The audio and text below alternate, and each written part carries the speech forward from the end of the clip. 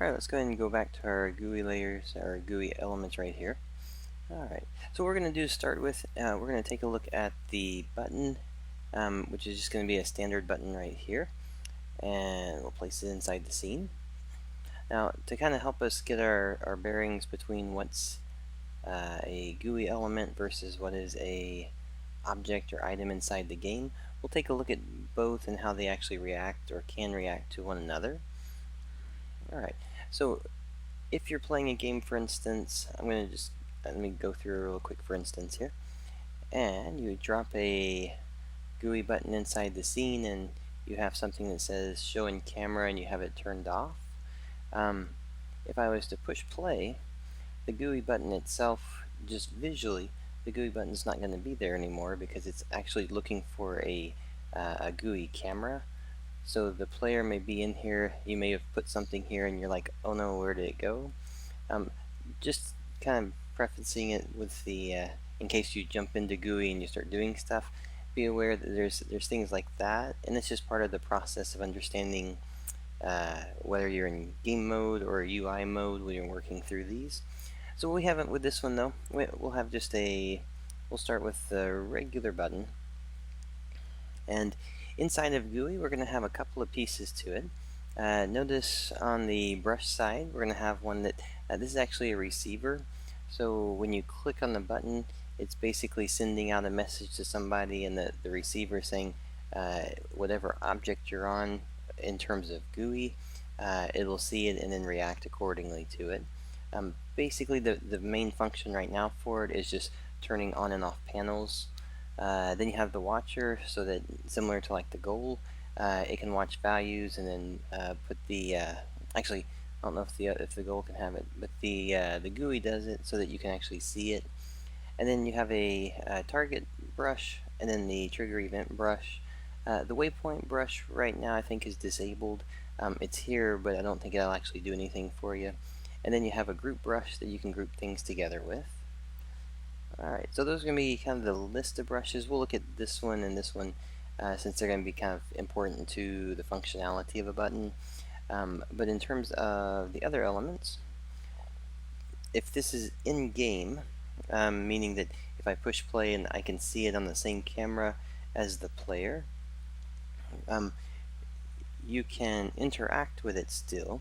So for instance, it's set up, actually it may even be set up as a, I think the other one's set up as a goal button.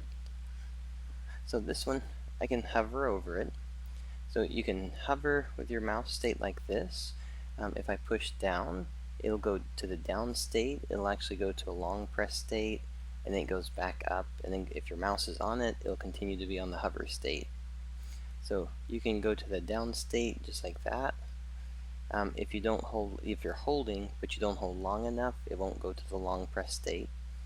So there's a handful of different states with those. Also, you have a drag, so I can actually start to drag my button around on inside the scene. When you let go of it, it'll just go back to, if your mouse is over it, go back to the hover state. You also have a swipe. I probably have to turn the layers off so you can see it, but you can do a swipe left, right, up, and down. You can do a tap, and tap will register as a regular tap on it. So you've got several different states that you can actually use with it. If it's set up for interaction, then when the player moves over it, it'll actually say it's active to deactive states. Alright, so you can have a lot of interaction with a button without actually placing it. The button works either on the camera or not on the camera. The difference between it is the camera. If the player is moving around the scene, you can have things that always stay in front so that you don't have to worry about trying to hook it up some other kind of way. So this can be the basics for the button in terms of the rollover states and the different ways it can interact. The main part on that is going to be found right here on your input. We went through the up, down, hold, hover, tap, drag, swipe, and long press.